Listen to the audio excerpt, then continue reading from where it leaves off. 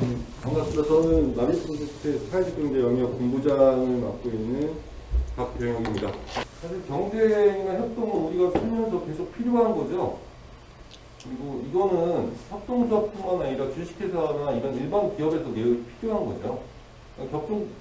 경쟁과 협동을 함께 가고 있다라는 거죠. 어느 곳이든 우리는 경쟁과 협동 속에 살아가고 있는데, 이제까지 그 경쟁이라는 부분에서 강점을 두었던 어떤 주식회사의 이미지보다는 협동에 강점을 두는 협동조합 형태의 새로운 사업 구조를 만들어 보자는 게 협동조합을 말하는 사람들이 지금 가장 큰 이야기거리가 됩니다. 그래서 협동조합으로 하는 부분들, 아까 보여드렸던 네이프루 뭐 이런 허핑턴 같은 사람들은 일단 솔직히 이제 이런 반론이 나올 수 있어요. 자기 자본 있잖아 라고 얘기할 수 있는 부분. 그렇죠? 자기 돈 있는 사람은 자기가 사업해서 좀 부족할 수 있지만, 그렇지 않은 사람은 자원이 이제 사람이니까 그 사람들의 자원을 모으게 되면 1인의 자원보다 더 훌륭한 자원을 확장시킬 수 있다는 것이 협동의 논리일 수 있을 것 같습니다.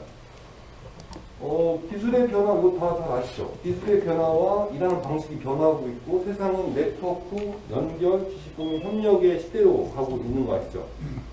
이제는 플랫폼 아니면 사업이 힘든 세상이잖아요.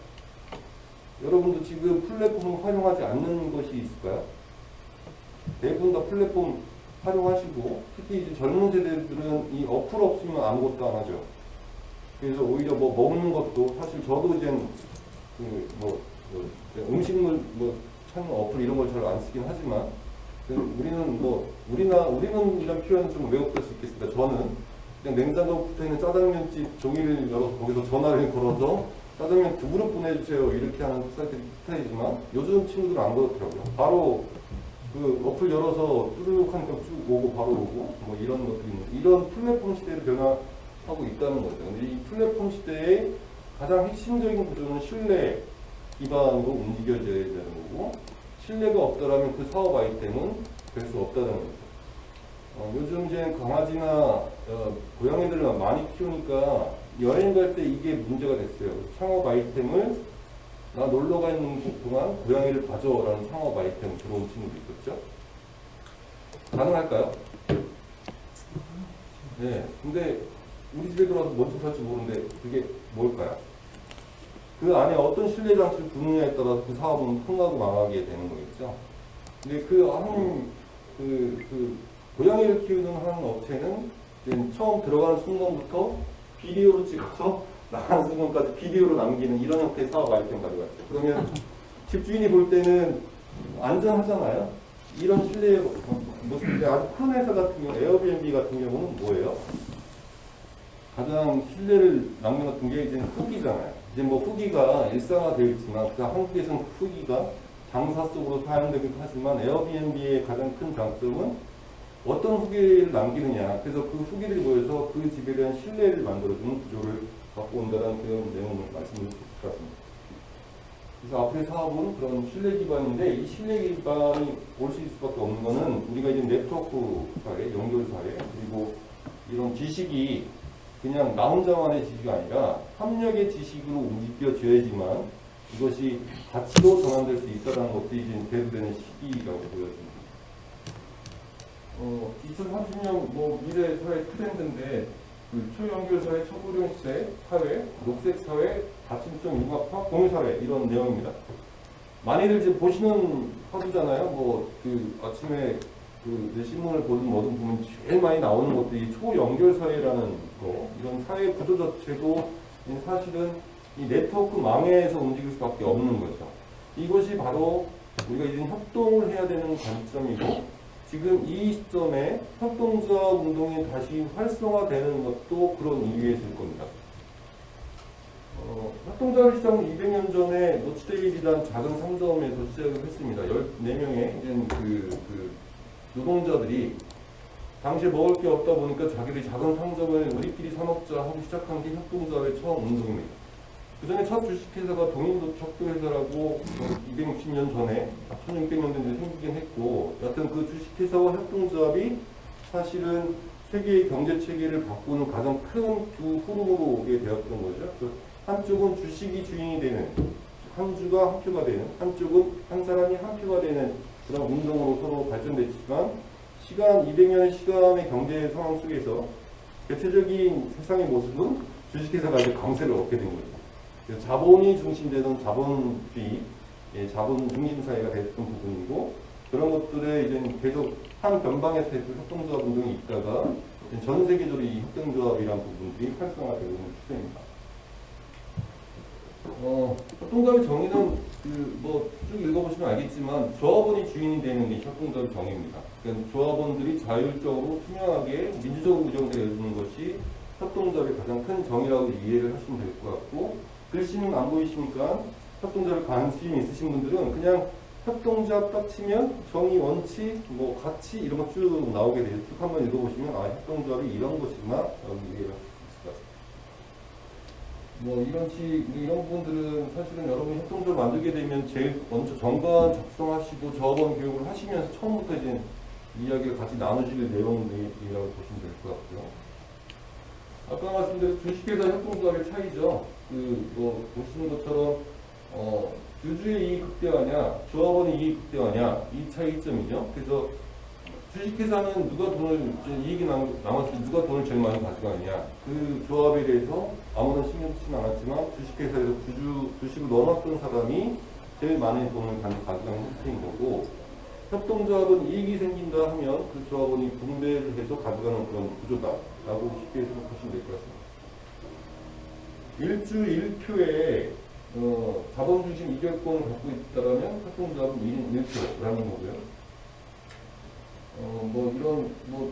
주식회사는 상법, 그리고 협동조합 기본법에 이제 나왔던 얘기인데, 이런 것들은 실질적으로 지금 설립하실 때 자세히 들으시면 될 것 같아요. 우리 가이드수를 보시면, 여러분 잘 모르겠지만, 벨몬트가 주식회사고요. 썬피스가 협동조합입니다.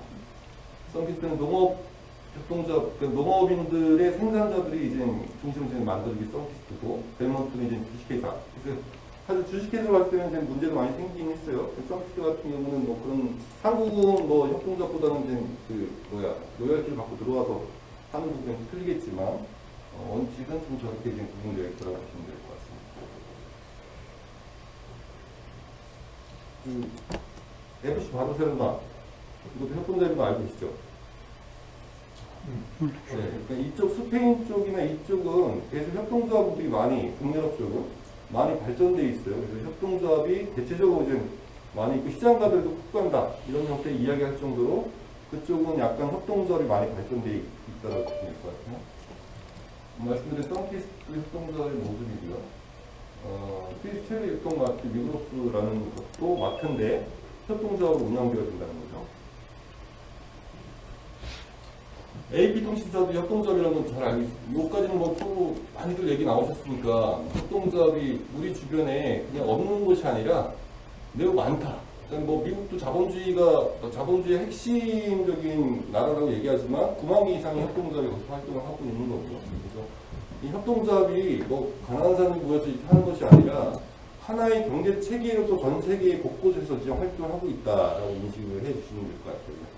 보편적으로 이제 한국에서는 협동조합이 사회적 경제 영역 이렇게 생각하니까 조금 외국에서 생각하시는 분들도 있고, 그리고 사회적 기업이 한국에서는 사회적 일자리를 만들어 고용노동부에서 사회적 기업을 만들었지 않습니까? 그래서 이제 그냥 사회적 경제하면, 사회적 기업, 사회적 경제하면 그냥 가난한 사람들이 모여서 하는 기업 정도로 생각하지만 원칙적으로 전 세계적으로는 매우 다른 개념으로서의 인식을 하셔야 된다는 부분이 있다는 거죠.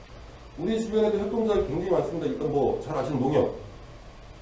그러니까 여러분 중에 농협에 은행 계좌를 안 터본 분도 안 계실걸요? 한 번도 안 터보십니다. 그러니까 협동조합 활동은 한 번씩은 다 해보셨던 거죠.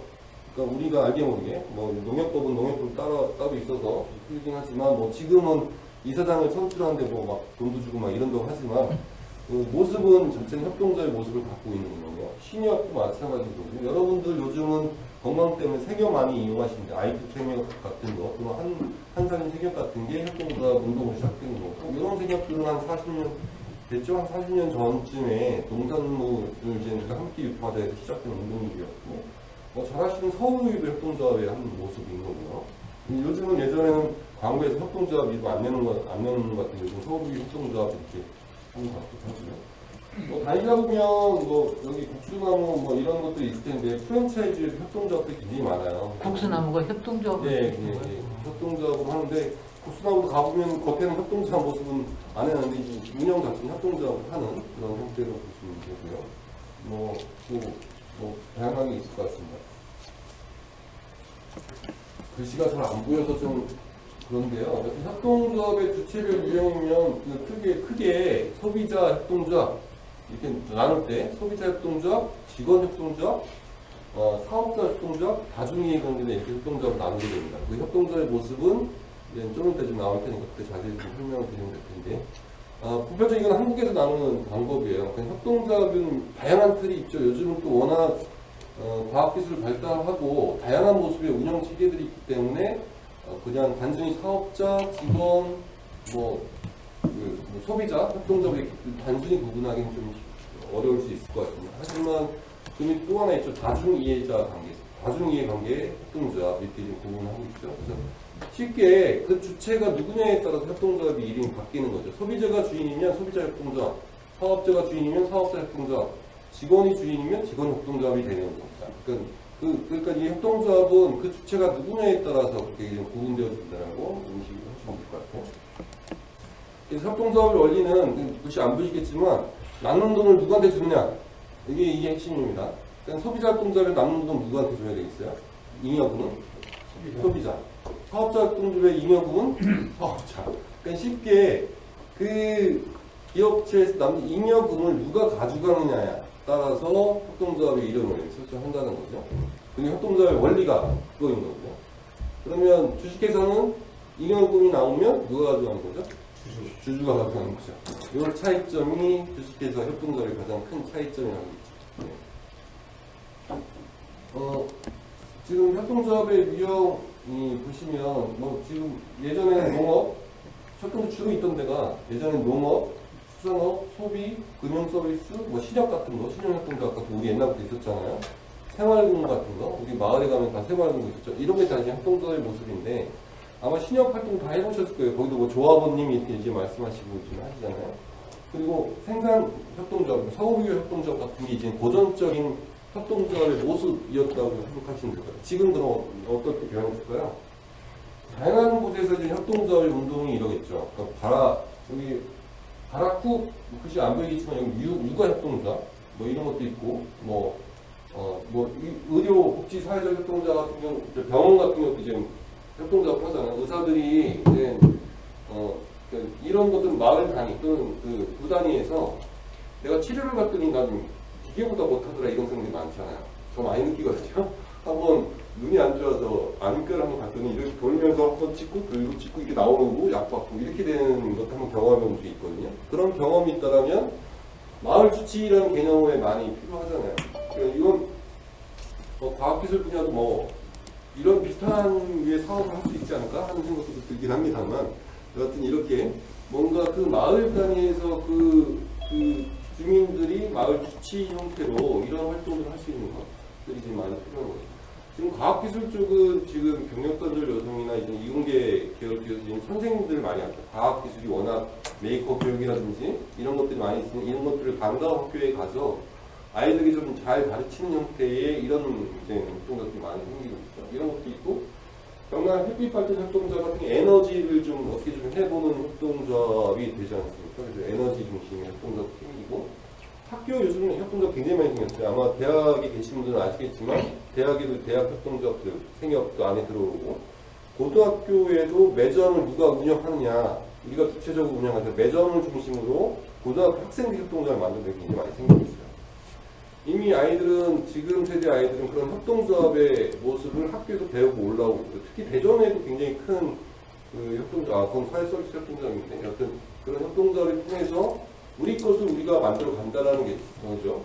그동안의 학교 매점은 어떻게 운영되었었나요? 여기 이제 교장 선생님 계시면 굉장히 혼나긴 하겠지만 그 매장의 운영권을 갖고 이제 약간 로비도 왔다 갔다 디베이트도 왔다 갔다 하고 이런 것도 있고 옛날에 그랬다고 하잖아요. 근데 이제는 학생과 선생님과 학부모가 같이 만든 협동조합을 통해서 투명하고 깨끗하게 운영하게 되면 그 안에 품질도 좋아지고 학생들도 좋고 모두에게 좋은 그리고 이익도 학생들한테 나누는 이런 형태가 되는 것이 협동조합의 가장 장점입니다. 보통 버스, 택시 버스도 많이 생겨요. 지금 뭐 사실 택시는 김계동 의원이 그 푸드택시라고 서울 쪽에 만들었다가 이것도 많이 먹었죠. 뭐 이권을 다 가져왔다. 협동조합 안에서 생기는 그런 다툼도 있긴 했었지만 여하튼 이런 택시 협동조합도 생기고 있죠. 그리고 가까운 청주에 가면 우진버스라고 있습니다. 청주 분 계신가요? 대전이니까 안 계시겠죠. 우진버스 같은 경우는 사실은 이제 경영주가 이제 뭐 망치고 도망갔는데 직원들이 모여서 버스를 다시 살렸죠. 그래서 우진버스 협동조합이 생겨서 지금 청주 시내 잘 운영하고 있는 거죠. 문화예술 쪽도 많이 있고요. 프랜차이즈는 아까 말씀하신 복수나무, 거기 이제 해피브릿지라는 큰 협동조합 회사에서 진행하는 내용이죠. 또 프리랜서 협동조합이 있어요. 특히 이제 과학기술인 분들이 이런 쪽 영역에서 하는데, 특히 이제 프랑스 같은 경우는 사진가들이 이제 프리랜서로 활동하는 경우가 많고, 문화예술 하는 쪽에서도 이제 많이 있어요. 그러니까 과학기술 쪽의 어떤 영역에서는 이런 프리랜서형 협동조합도 가능할 수 있다고 보여지는 거죠. 예를 들면 그 사진이나 예술을 하시는 분들은 돈 관리 잘 못하시잖아요. 그리고 영업 잘 못하시잖아요. 선비들이 많으시니까. 또 과학기술을 하시는 분들도 연구만 하시던 분이니까 작가 일을 잘 못하시는 경우가 많아요. 그러니까 뭐 누구한테 가서 돈 좀 투자 좀 해 이런 말도 못하시고 홍보를 와서 하지도 못하고 그럴 때 이제 프리랜서로 모여서 가운데를 본부를 두는 거죠. 근데 협동조합의 장점이 일반 기업의 빨간 펜과는 다른 거잖아요. 빨간 펜 사업주가 이걸 주면서 지금 돈을 버는 구조라면 협동조합의 프리랜서형이라면 약간 이게 좀 감시나 감독을 다 할 수 있는 거니까 그런 것도 지금 온전히 진행이 될 수 있다는 거죠. 그래서 저는 과학기술 쪽에서는 뭐 예를 들자면 아까 말씀하신 어떤 메이크업 교육이라든지 이런 부분들을 그냥 국소적으로 한 군데에서 한 학교만 하시는 게 아니라 그냥 프리랜서 형태를 하면서 여럿이 모이게 되면 이 본부 안에는 연구를 중심으로 하는 분들도 계실 거고 교재를 잘 만드시는 분들도 계실 거고 이런 분들이 좀 튀어나가는 판이 되죠. 근데 협동조합의 가장 큰 단점 중에 하나도 그겁니다. 그 프리라이더. 그러니까 여럿이 모여서 함께 하는데 그냥 옆에 앉아있으면 저하고는 같이 가거든요. 하는 거니까. 이제 가장 경계해야 될 부분이 협동조합에서는 이런 프리라이더에 대한 부분을 잘 정리는 아니겠지만 여하튼 모두가 다 함께 참여할 수 있는 구조를 만들어내는 것이 가장 중요하다는 말씀을 드릴 수 있을 것 같습니다. 이건 넘어가도록 하겠습니다.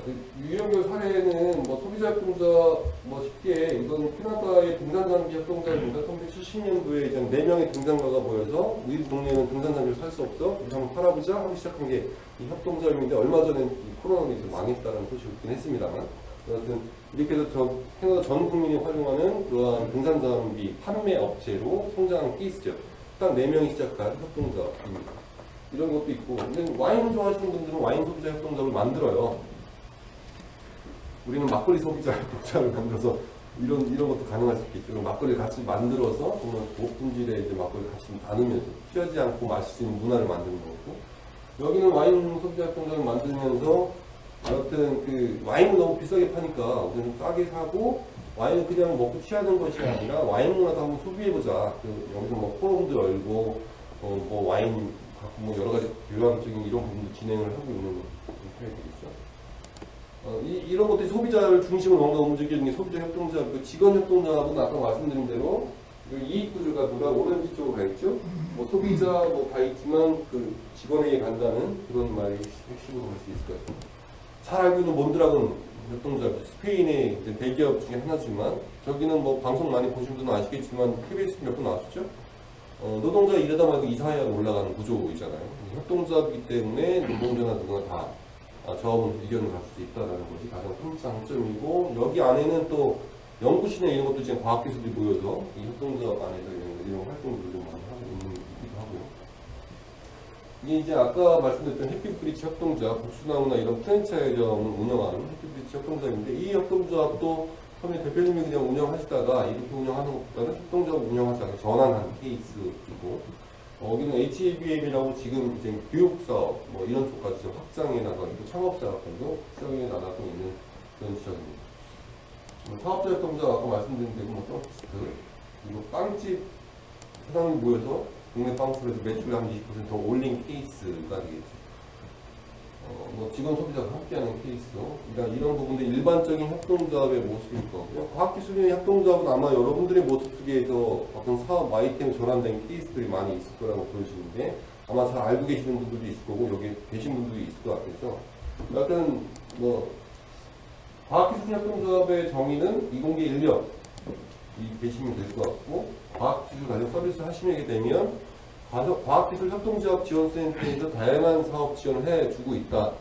근데 우리가 사업할 때 저희가 데스밸리 5년이라고 하거든요. 창업을 하고서 5년간 쭉 살아남으면 그래도 엑시트 한다라는 개념이죠. 그러면 적어도 5년 동안은 내가 어떻게 이 창업을 유지할 것인가에 대한 고민이 있어야 되는데 그거를 도와준 대로 가시라는 말을 하는 거죠. 혼자 하지 마시고 그런 지원해준 대로 가라는 부분인데 쉽게 아이가 태어나면 유치원, 교육시설 공짜로 보내주잖아요. 초등학교 보내주잖아요.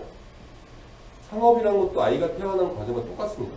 그래서 창업도 인큐베이팅 시기가 있고 성장기가 있고 성숙기가 있는 개념이에요. 그래서 인큐베이팅 시절에는 내 창업에 대해서 잘 보살펴줄 수 있는 그런 기관을 찾아서 도움을 받아라. 그러니까 창업보유진흥원이 있고 이런 과학기술 쪽에서는 과학기술협동조합 지원센터가 있고 사회적 경제진흥원 쪽에서는 사회적 기업진흥원이 있고 일반 창업 쪽에서는 창업진흥원이 있고 벤처 쪽에서는 벤처진흥원이 있는 거잖아요. 이런 데를 좀 많이 활용하시면 다양한 자금을 매우 잘 활용하실 수, 업을 일으킬 수 있는 지원을 받을 수 있는 거죠.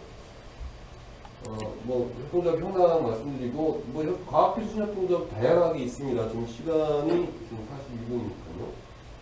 좀 천천히 보시면 과학기술 협동조합 등록 절차 홈페이지 들어가면 다 있습니다. 그래서 이제 쉬워요. 종이 다운받아서 신청하면 과학기술 협동조합이 되는 거고 아마 여기서 그 협동조합을 가입한 분이 되시기 때문에 뭐 좀 활동하고 계신 것 같습니다. 네.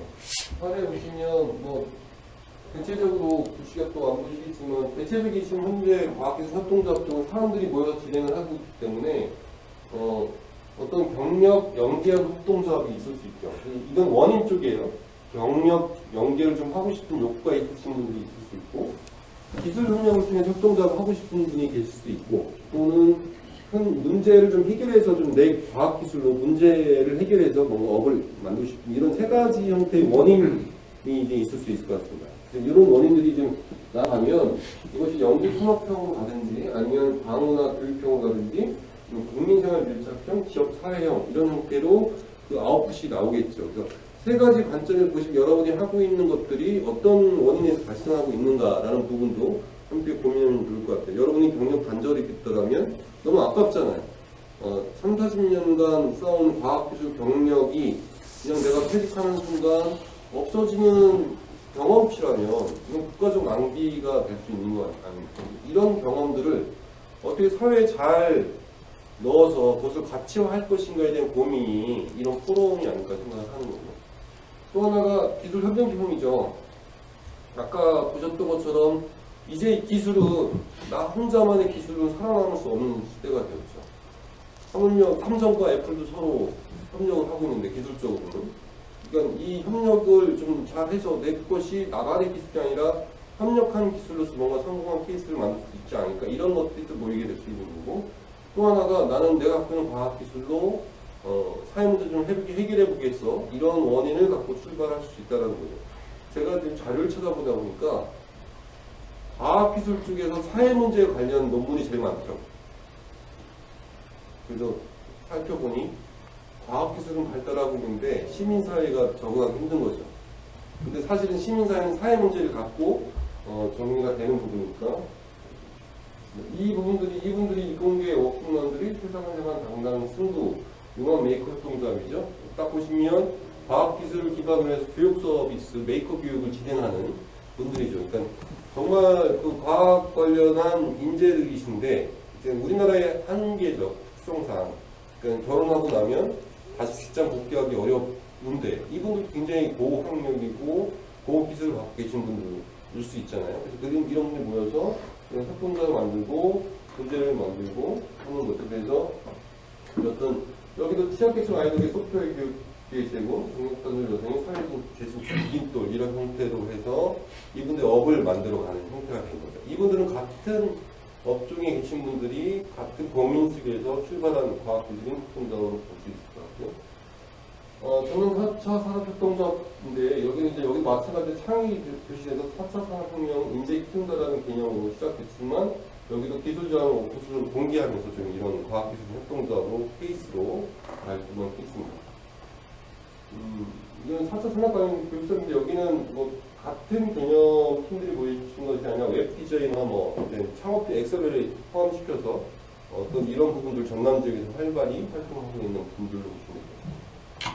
이런 부분들은 여기 계시는 거 아니세요? 네, 그렇죠. 특히 이게 지금 모범적으로 제가 보여드리는 건데 딱 얼굴이 여기 계시니까 너무 반가운 것 같은데 이런 거잖아요. 활동을 내가 잘하고 계신지는 잘 몰라요. 근데 이제 이런 것들이 사실은 우리가 세상에 있는 이런 거죠. 그래서 연결 플랫폼을 만들었지만 제가 이제 그 과학기술 자료를 봤을 때는 기술과 기술 연결해주는 그거를 갖고 오신 거잖아요. 그래서 어떤 공간에서 플랫폼에서 그 기술들이 만나서 새로운 시너지를 만드는 그런 창업 아이템 출발하신 건데 당사자들이 앞에 있으니까 제가 더 자세한 얘기를 하면 거짓말하는 것에 대해서 딴 데서는 정말 열심히 잘 홍보하고요. 여기서 그냥 넘어가도록 하겠습니다. 여기 플로우션 천사가 선박해 시대기술협동조합도 각자 기술을 갖고 계신 분이 모이셔서 진행한 케이스로 보시면 될 것 같고요. 여기도 2019년 2월에 설립했고 7명이 했다고 하는데 여튼 뭐 이 기술이 제가 기술 전문가는 아니까 이 기술이 정말 우리나라에 없었는지 있었는지 잘 모르겠지만 여하튼 우리 기술로 이 조파기를 하는 기술을 개발해서 상용화했다라는 케이스로 보시면 될 것 같습니다.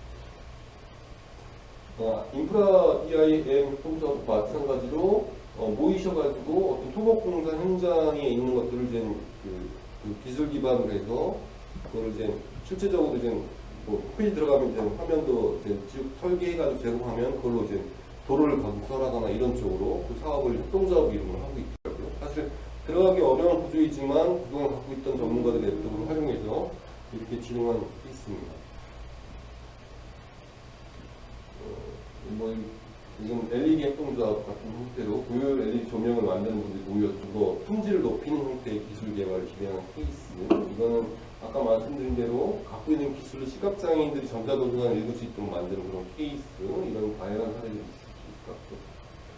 여기 같은 경우는 서로 다른 뭐 아이스타 팩토리라는 경우는 기술편 세상 읽기라는 기형 표현을 썼지만 이분은 창업 공간 옆에 있어요. 그래서 네 분이 이제 여하튼 우리가 서로 다른 영역에 계신 분들인데 우리가 이제 데스밸리 가기까지 모여서 한번 힘을 합쳐보자 해서 모였다가 창업팀들이 이제 시제품을 만들게 되잖아요. 그래서 그런 것들이 이제 만들어진 사업으로 협동조합을 계속 운영하고 계신 분들입니다. 인천 지역에서 활동하고 계신데 여튼 뭐 상도 받고 활동하고 있습니다. 플러스 협동조합들이 계신가요? 이런 것들이 사실은 이제 경력자분들이 모이셔가지고 어떤 사회적으로 이제 해결하는 거죠. 중소기업의 연구실이 없으니까 중소기업 연구실을 좀 이분들이 연결해줘서 하고 있는 그런 케이스로 이렇습니다. 여기 보시면 써있는 내용이 그 중소기업 같은 경우 브레이크 실험을 할 수 있는 공간을 찾기 어려운데 이분들이 네트워크를 통해서 그런 연구실과 연결해줘서 그런 연구실을 직접 해볼 수 있도록 하는 그런 활동을 하고 있습니다. 뭐 대덕 과학기술 사회적 협동조합이 지금 활동하고 있는지 잘 모르겠지만 1호 과학기술 사회적 협동 1호입니다. 그러니까 1호 따는 건 제일 중요하잖아요. 보편적인 1호 따신 분들은 꾸준히 이어갔더라고요. 1호라는 그 마청의 그 어떤 업계 때문에 그런 게 있을 것 같아요. 과학기술인협동조합 사업화 지원 사업이 과학기술인협동조합에서 지원을 하고 있습니다. 사업화 지원에 필요한 것들이 다양하게 있을 수 있는데 아까 말씀드린 대로 다양한 내가 창업기에서 성장기를 넘어서 성숙기로 갈 때까지 그것에 도움을 줄 수 있는 멘토들을 만나셔야 되잖아요. 여러분들이 모여서 뭔가 만드시는 거는 처음에 태동기 때 좀 하시고 그 다음부터는 계속 전문가들과 함께 이야기하는 구조. 만약에 아까 이제 로봇 돌봄이 이제 계속 갈 사업 아이템이라면 진짜 할머님들, 어려우신 할머니, 그런 로봇이 필요한 분들과 함께 모여서 이야기를 나눠보시는 것도 사실 필요한 거죠. 고객을 중심으로 그걸 설계하고 관점을 갖는 게 이제 필요할 거라는 생각입니다. 특히 서울은 인구가 많고 고령화 많이 됐던 특히 양천구 같은 경우가 이 사업을 시작했어요. 로봇은 아니지만 그러니까 이정인가 뭔가 그걸로 해가지고 이 서비스를 진행하고 있고 양천구에서 하는 아이템이 혼자 사는 사람들 그걸 정책으로 가져가고 있거든요. 그래서 아마 전국 지자체에서 이 사업 아이템 가져가시면 또 더군다나 과학기술인들이 전문력을 함께 하고 있다는 것도 있다라면 아마 지자체랑 함께 하자는 이야기가 많이 있을 것 같고 SK에서 아마 이 사업을 이 돌봄 사업을 IT 돌봄 사업을 시작을 해서 아마 서울 쪽에 아마 센터까지 돼서 인건비까지 지급하는 그런 형태까지도 하고 있는 내용도 있었거든요. 그래서 우리가 이런 아이템을 발견할 때도 제일 중요한 거는 누가 또 이걸 하고 있느냐를 찾아보는 거거든요. 그런 형태로 어떤 사업 아이템을 가져갈 때는 사실 우리가 뭐 스트레스 분석, 뭐 경영 전략 쪽에서 얘기하는 것들이 맨날 환경 분석, 경쟁 분석 이런 얘기를 하지 않습니까? 그래서 내가 뭔가 아이템을 가져갈 때는 누가 이걸 또 하고 있지 않을까? 그들과 나의 차별점은 뭘까? 벤치마크를 훔쳐오더라도 뭐 로봇 인형은 이번에 강아지 인형 한참 떠졌잖아요. 그걸 갖고 오더라도 나의 차별점을 얹어주면 새로운 것이 되는 거니까 그런 벤치마크도 필요할 것 같고 그런 것들을 계속 할 때는 누군가의 도움을 받아야 되는데 정부의 많은 도움도 이렇게 생각하면 좋을 것 같다. 그래서 설립 지원과 운영 지원이 함께하고 있으니까 많이 참여해 주시고요. 협동조합 창업 관련해서는 과학기술 협동조합뿐 아니라 각 지자체 사회적경제지원센터라든지 사회적경제진흥원 가면 협동조합 파트가 있어요. 그럼 그쪽에서 또 다른 지원을 받을 수 있을 것 같고 법적으로 사회적경제기본법이 좀 전환되면 사회적 금융이나 이런 부분들도 챙길 수 있는 부분이 생길 테니까 그런 부분을 염두에 좀 생각해 주시면 될 것 같습니다. 제 내용은 여기서 모두 마치도록 하겠습니다. 1시간 동안 빠르게 얘기했는데 잘 경청해 주셔서 감사합니다.